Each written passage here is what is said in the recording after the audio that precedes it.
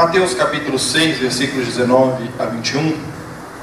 Vou fazer essa leitura na nova versão transformadora. Você pode acompanhar na tradução que você tem em mãos.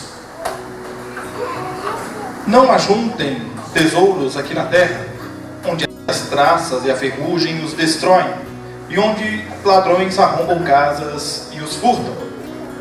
Ajuntem seus tesouros no céu, onde traças e ferrugem não destroem, e onde ladrões não arrombam nem furtam. Onde seu tesouro estiver, ali também estará o seu coração. Alegria de viver. Nós iniciamos mais um ano, já estamos na segunda semana de janeiro. Alguns ainda respiram ares de festas, outros já voltaram à rotina do trabalho, outros ainda vão curtir as férias, viajar um pouco para um merecido descanso. E nós iniciamos este ano, semana passada, falando sobre aproveitar a vida, dando início a uma série de 4 mensagens sobre a alegria de viver. E ao longo do mês de janeiro nós vamos meditar sobre este tema e como Deus quer que você e eu nos aproximemos dele para uma vida em comunhão, uma vida em paz e principalmente uma vida de alegria. Neste sentido, hoje nós vamos conversar sobre um Deus que quer nos dominar e que por muitas vezes nos domina. Nós vamos entender como o texto de Mateus 6 nos mostra a maneira de se viver, sabendo que o dinheiro não é tudo. O texto que nós lemos faz parte do Sermão do Monte. Você já deve ter ouvido falar sobre o Sermão do Monte, sobre este termo que aponta para os capítulos de Mateus do 5 ao 7, onde Jesus apresenta uma série de ensinos sobre o dia a dia, a essência da vida à luz da vontade de Deus. Temas como oração, fidelidade a Deus, violência, adultério, vingança, justiça, riqueza, preocupações do dia a dia fazem parte deste sermão proferido por Jesus. Uma coisa que é interessante a gente notar é que Mateus dedica aí 3 capítulos para o Sermão do Monte e enfatiza muitos ensinos do Sermão do Monte.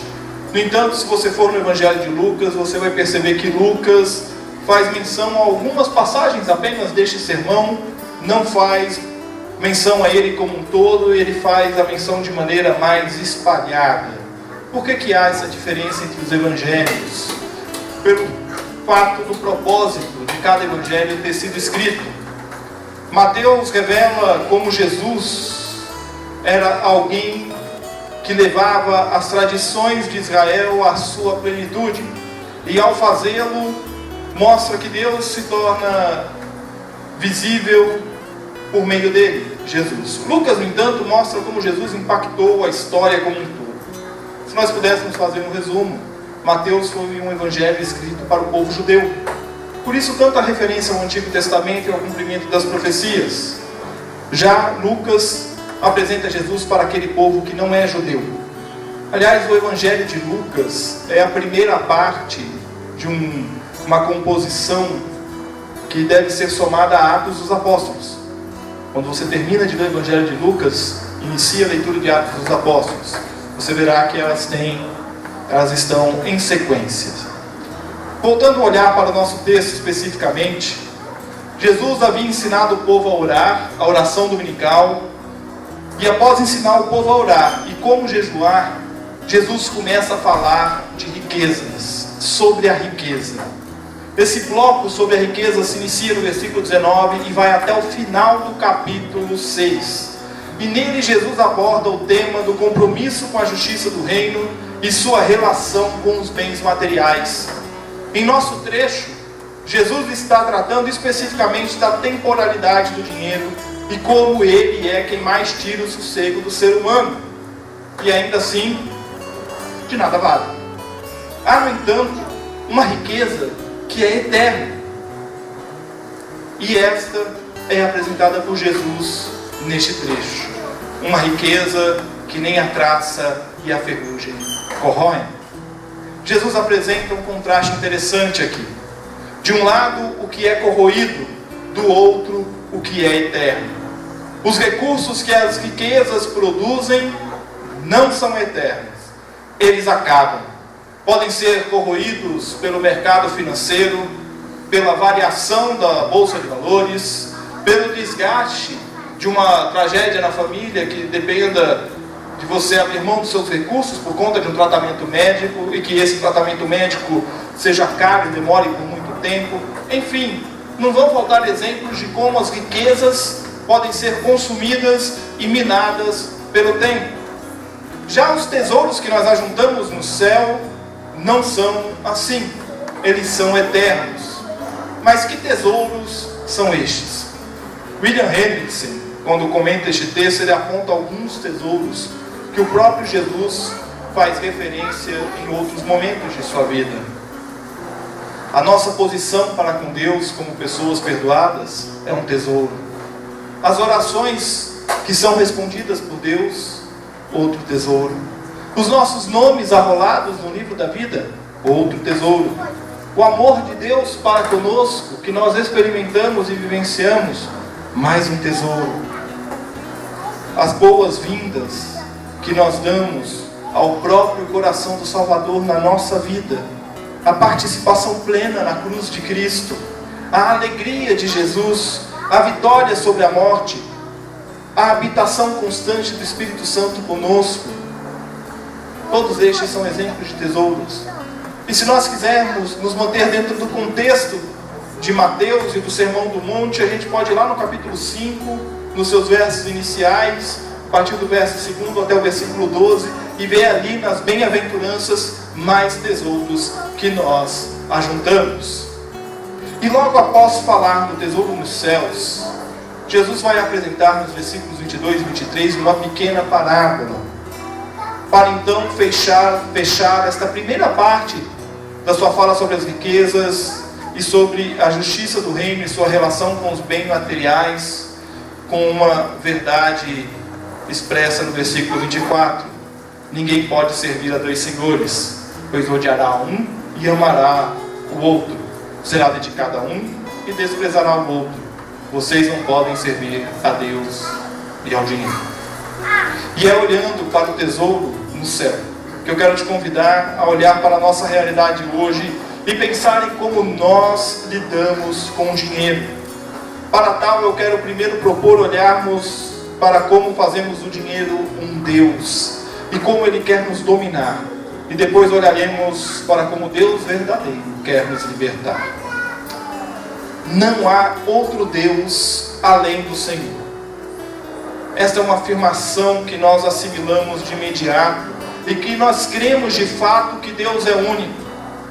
No entanto, a Bíblia Sagrada não nega em toda a sua narrativa a existência de outros deuses, a quem a Bíblia chama de falsos deuses. Dentre os muitos falsos deuses que se tornam senhores de nossas vidas, há um em particular que vem sendo constantemente alimentado e colocado no centro de nossas vidas de maneira tão natural e tão veemente que nem nos damos conta. Eu estou falando do Deus dinheiro. Tudo aquilo que você coloca no lugar de Deus se torna um Deus. E o dinheiro rege a humanidade desde a queda no Éden. Porque ao dinheiro está associado poder, está associado riqueza. E poder e riqueza é algo que muita gente almeja. E talvez, se a gente for pedir para Deus cumprir o Salmo 139 e pedir para Ele sondar o nosso coração, talvez até a gente esteja desejando poder e riqueza. Afinal de contas, quem não gostaria de acordar sem ter com o que se preocupar, com o que deve comer? Quem não gostaria de acordar e já ter aquela mesa de café da manhã posta? Quem não quer ter a serenidade no olhar, de não ter que se preocupar em pagar o boleto do dia? Está tudo tranquilo, meu funcionário resolve isso para mim. Quem não quer sair daqui do culto hoje, pegar um avião E amanhã de manhã, almoçar lá em Paris. Na Champs-Élysées, depois você sai, dá uma passeada, olha o Arco do Triunfo de longe, fala assim, outro dia eu venho para visitar, vou fazer uma comprinha aqui, uma lembrancinha para o meu amigo. Aí você volta, fila, pegar a fila, para quê? Esquece. Limpar fogão, passar roupa, quem não gostaria de não ter que fazer isso, não é mesmo? Carro deu problema, troca de carro. Para que você vai ficar com esse carro aí? Te dando problema, gastando dinheiro? Troca. Vocês percebem como o dinheiro nos seduz? Percebem como ele vai nos atraindo? A nossa sociedade tem uma verdade. E essa verdade é você, é o que você tem. É assim que funciona. Por isso a angústia de muitos, por não terem aquilo que tanto desejam. E como elas não têm aquilo que elas tanto desejam, elas vão lá, fazem dívida, parcelam em 24 vezes, para poder pagar aquilo que quer. Imersos numa sociedade de consumo, parece que as palavras de Jesus em Mateus 6,24 não fazem muito sentido. Ninguém pode servir a dois senhores, pois odiará um e amará o outro, será dedicado a um e desprezará o outro. Vocês não podem servir a Deus e ao dinheiro. E não dá para servir a Deus e ao dinheiro ao mesmo tempo. E nós precisamos entender e reconhecer quem é o Deus da nossa vida. Quem é o Deus de sua vida? O Senhor Deus e Pai de nosso Senhor Jesus Cristo ou o dinheiro? O dinheiro é parte importante das nossas vidas, meu irmão. Eu vou repetir essa frase e eu quero que você preste bastante atenção nela. O dinheiro é parte importante da nossa vida. É parte, não é o todo, não é o principal. Não é o principal. O dinheiro em si não é um mal. Porque se fosse um mal, aqui nas Escrituras, nós teríamos lá uma regra muito clara: você não vai botar sua mão em dinheiro. E muito pelo contrário, o próprio Jesus pega uma moeda e ensina como pagar os impostos. A César o que é de César e a Deus o que é de Deus. Isso é Jesus reforçando este ensino aqui. Este ensino. Agora, se eu dou ao dinheiro mais importância do que ele tem, aí ele se torna um mal na minha vida. E quem falou sobre isso foi Paulo, quando ele escreveu a Timóteo, orientando este jovem pastor diante da igreja de Éfeso.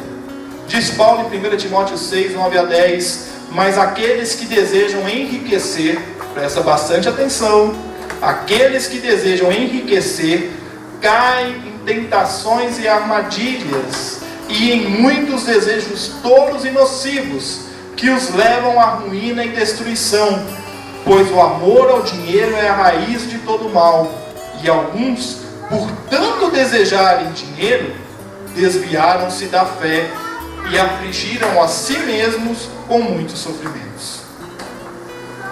O alerta de Paulo não pode ser desconsiderado. Desejar o dinheiro nos faz desviar da fé. E diariamente nós somos convidados a servir e seguir ao Deus dinheiro. E é interessante porque nós usamos em nossa linguagem diária expressões que denotam a nossa submissão inconsciente ao dinheiro. Eu preciso do dinheiro para sustentar a minha família. Nada de errado, aparentemente. Mas nós não repetimos o Salmo 127, se o Senhor não edificar a casa, em vão trabalham os construtores. Se o Senhor não proteger a cidade, em vão vigia a sentinela. É inútil trabalhar tanto desde a madrugada até tarde da noite e se preocupar em conseguir o alimento, pois Deus cuida dos seus amados enquanto dormem. A gente não repete? E a gente não diz também que a gente precisa do dinheiro para sustentar a nossa família? De quem que a gente precisa para sustentar a nossa casa? Quem é aquele que te sustenta? Olha, essa é uma das lições talvez mais duras no nosso processo de aprendizado da vida com Cristo, para nós aprendermos. Se é Deus quem nos sustenta, como Ele faz, eu não sei. Como Ele vai fazer para sustentar a minha casa, eu não sei. Mas é Ele quem me sustenta. E Ele está diariamente nos chamando e nos ensinando a viver com aquilo que nós temos e nos alegrarmos com aquilo que Ele nos dá. E é preciso reconhecer quem é o verdadeiro Deus de nossa vida. Se o dinheiro que nos aprisiona a Ele, nos tornando eternos dependentes de Sua vontade, ou Deus que nos liberta, concedendo sustento e paz. E ao olhar para o Sermão do Monte, nós vemos como Deus nos sustenta. Basta você continuar a leitura do versículo 25 do capítulo 6 até o final dele, que você verá como Deus tudo provê. Mas eu quero, no entanto, destacar neste momento não a passagem sobre a ansiosa solicitude da vida, mas eu quero manter ainda o nosso foco nos versículos 19 a 21, e eu quero destacar aqui como os tesouros no céu que nós acumulamos são fruto da liberdade de Deus, e como nós podemos viver e desenvolver estes tesouros. Para tal, eu quero retomar aquela lista que eu dei no início do sermão, a lista feita por William Hendrickson, e iniciar falando de um tesouro que nós temos falado bastante dele aqui nos cultos de quarta-feira, que é o tesouro do perdão. A nossa posição para com Deus como pessoas perdoadas nos garante a possibilidade de perdoar e restaurar relacionamentos. E cada vez que eu perdoo alguém, eu junto tesouros no céu. No próprio Sermão do Monte, Jesus nos ensina a orar, e na sua oração ele diz: e perdoa as nossas dívidas, assim como perdoamos os nossos devedores. Você já parou para pensar que o perdão é proporcional? Na medida que eu perdoo, eu sou perdoado, inclusive dos meus pecados diante de Deus. Perdoa as nossas dívidas, assim como nós perdoamos os nossos devedores. Outro tesouro, a oração. As nossas orações respondidas por Deus se transformam em testemunho de vida para a glória de Deus. Quantas orações suas foram respondidas por Deus e que você pode contar como bênção recebida? Outro tesouro, os nossos nomes arrolados no livro da vida, a salvação. E ter o nosso nome no livro da vida deve servir de testemunho da misericórdia de Deus para conosco, nos mostrando que nós não somos um povo especial por sermos salvos, mas sim nós somos um povo que ama e exerce e semeia misericórdia por sermos salvos. E ao fazê-lo, ao amar e ao sermos misericordiosos, nós estamos ajuntando tesouros no céu. Outro tesouro, o amor. No amor do Pai nós encontramos tudo o que necessitamos. O seu amor é grande, Ele não permite que passemos necessidade. Ele nos ama. O seu amor remove o medo que o Deus dinheiro insiste em colocar. Você já percebeu como o mercado financeiro insiste em nos aprisionar no medo? O preço do combustível alto, o preço do gás de cozinha alto, o salário mínimo reajustado abaixo da inflação. Olha quanto medo. Como que eu vou sustentar a minha casa ganhando apenas isso? Eu preciso de mais, eu preciso de mais, eu preciso de mais. Calma. Nós precisamos do amor de Deus. Ele irá prover. Ele irá prover. O dinheiro quer nos aprisionar, mas Deus nos liberta. E Ele faz isso nos adotando. Nos adotando. Deus nos coloca como seu filho. Nós somos herdeiros com Cristo de tudo o que Deus tem a nos dar, conforme o seu querer. Isso é dar as boas-vindas ao próprio coração do Salvador na nossa vida. quando nós assumimos a nossa postura de filhos adotados por Deus, nós estamos semeando tesouros no céu.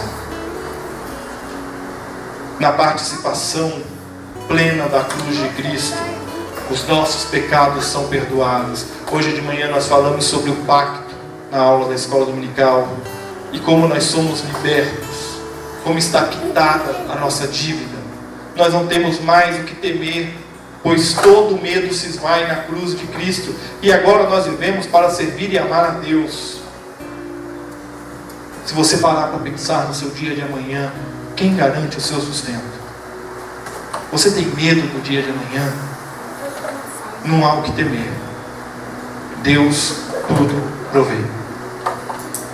Não estou aqui dizendo que você não tem que se planejar, que você não tem que cuidar para que a sua vida seja organizada financeiramente. Não é isso que eu estou dizendo. O próprio Jesus, na parábola do rei que parte para a guerra, nos ensina que é preciso haver planejamento na nossa vida. Nós precisamos planejar, saber se nós vamos dar conta de fazer aquilo que estamos fazendo. Saber que vai chegar um tempo na nossa vida em que os nossos braços não terão mais a mesma força e nossa perna não terá mais o mesmo vigor. E nós vamos depender. Então nós precisamos nos planejar para este momento. No entanto, a dependência da nossa vida não deve estar neste planejamento. Deve estar nas mãos de Deus. A gente não sabe o dia de amanhã. A gente não sabe. Está na mão dele. E é por isso que outro fruto, outro tesouro que nós devemos acumular nos céus é a alegria. Porque na alegria de Jesus está a nossa alegria. Ele se alegra, Jesus se alegra quando cumpre a vontade do Pai. E nós precisamos nos alegrar em viver como Jesus nos ensina, cumprindo a vontade do Pai. Nós ajuntamos tesouros do céu quando nós vivemos diariamente a vitória sobre a morte. E é na vitória sobre a morte que reside a nossa esperança. E nós dissemos hoje de manhã na aula da escola dominical que essa esperança não é espera, essa esperança é real hoje. A vida eterna não é algo que começa depois da morte. A vida eterna já começou para os salvos em Cristo Jesus. Nós já vivemos os valores do reino. E toda vez que eu escolho viver os valores do reino de Deus na minha vida, eu estou ajuntando tesouros no céu. Um último fruto, um último tesouro que eu quero destacar é a companhia do Espírito Santo. Na habitação constante do Espírito Santo conosco está a nossa força diante das adversidades. A crise está grande, a falta de dinheiro se avizinha dos nossos lares. Clame ao Espírito Santo para que Ele não permita que o Deus do dinheiro tome conta do seu coração. Todas as vezes que eu clamo pela presença do Espírito Santo na minha vida e que eu obedeço à voz do Espírito Santo, eu estou ajuntando tesouros no céu. O verdadeiro Deus quer nos libertar. Ele não nos quer prisioneiros de um Deus que dita regras por meio de comerciais de televisão, regras de mercado, ditada por quem já está no poder e nele se perpetua.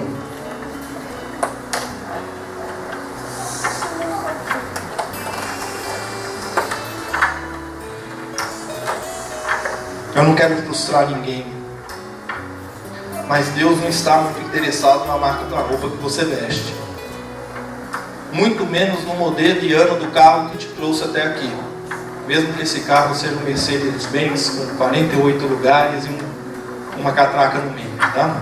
Deus não está muito interessado nisso. Deus não quer saber disso. Um outro comentarista deste texto, Fritz Heinecker, ele afirma o seguinte: alguém pode possuir muito e mesmo assim estar livre para servir a Deus e a causa dele a qualquer hora e com generosidade. Por outro lado, alguém pode possuir pouco e não obstante estar preso ao mamon. E é por isso que Jesus afirma: onde seu tesouro estiver, ali também estará o seu coração. Onde está o teu tesouro? Vocês não podem servir a Deus e ao dinheiro. A conclusão desta primeira parte de Jesus sobre a riqueza é que nós não podemos servir aos dois senhores. Você já deve ter ouvido falar desse termo, mamon, para se referir ao dinheiro. No grego, a palavra usada por Mateus, mamona, transliterado por mamon. Essa é uma palavra interessante, porque ela é uma palavra que não aparece no Antigo Testamento. Embora ela seja uma palavra derivada, transliterada do hebraico para o grego, ela é uma palavra que não aparece no Antigo Testamento. Na verdade, aparece em um único livro, mas que nós protestantes não consideramos como canônico, que é o livro do Eclesiástico. Lá no capítulo 31, o Eclesiástico vai tratar sobre riqueza. Você tem uma Bíblia católica na sua casa, abre lá no Eclesiástico 31, leia. Não tem nada de antibíblico ali, pode ficar tranquilo. Não estou dando uma recomendação antibíblica para você não. Muito pelo contrário. Os ensinos de Eclesiástico 31 complementam aquilo que nós estamos falando aqui. Mas o uso da palavra mamon se origina mais no aramaico. E sempre que essa palavra é usada, ela indica riquezas e posses. E embora não seja presente na literatura bíblica, existem dois gêneros literários do tempo bíblico, principalmente no período intertestamentário, que é o Targum, que são comentários à Bíblia hebraica, feito em aramaico, e os Talmudes. Os Talmudes era como se os pastores e teólogos daquele tempo, resolvessem escrever discussões a respeito do texto bíblico. Pegassem os seus sermões, as suas análises e transformassem aquilo em textos, e aquilo era espalhado. Jesus recorre a muitos escritos dos Talmudes na sua fala. Ele recorre a eles, né? Então este termo, mamon, era utilizado neste período, e ele chega até os dias de Jesus carregando um significado tão negativo sobre dinheiro e riqueza, que Jesus faz uso desse termo substantivando. Agora ele representa um Deus. Não dá para servir a Deus e servir a mamon. Não tem como. Onde está o seu coração hoje? Qual é o íntimo, o desejo íntimo do seu coração? O que você realmente deseja para a sua vida? Com o que você sonha? Quem domina os seus pensamentos e sonhos?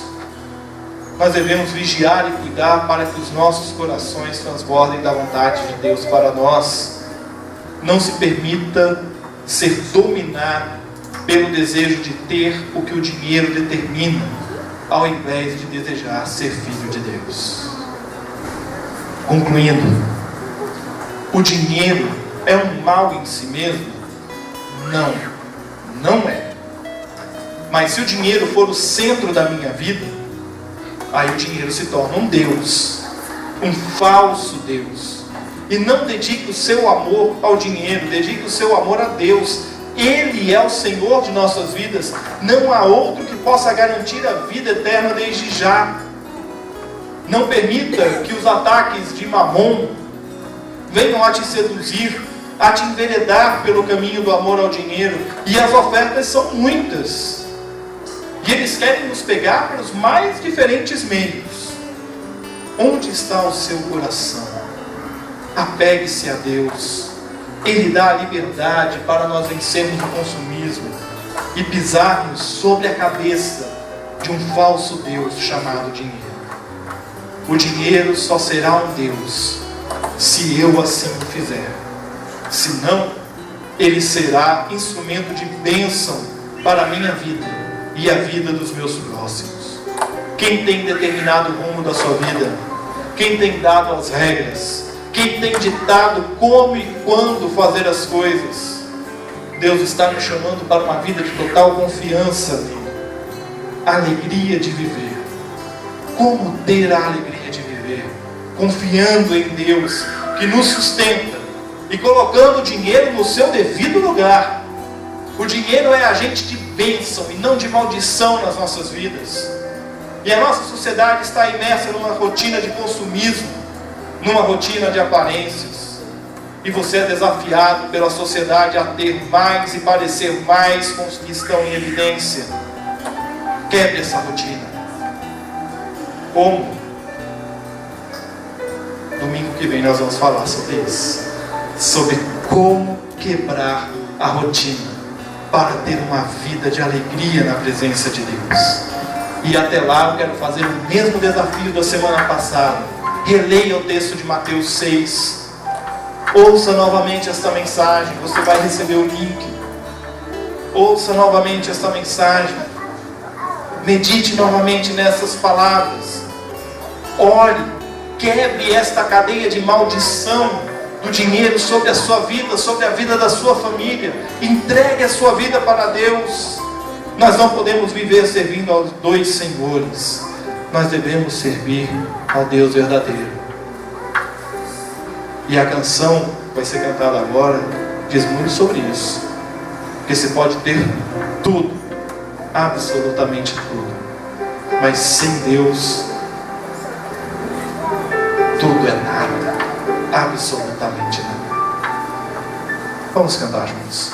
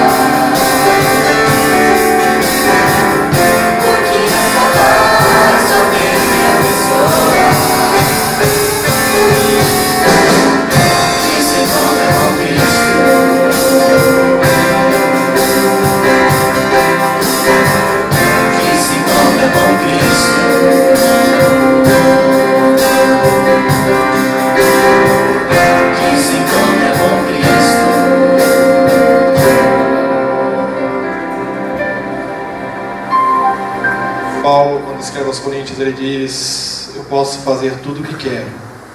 Pode sim, mas nem tudo é bom para você. Eu poderia dizer: posso fazer qualquer coisa, mas não vou deixar que nada me escravize.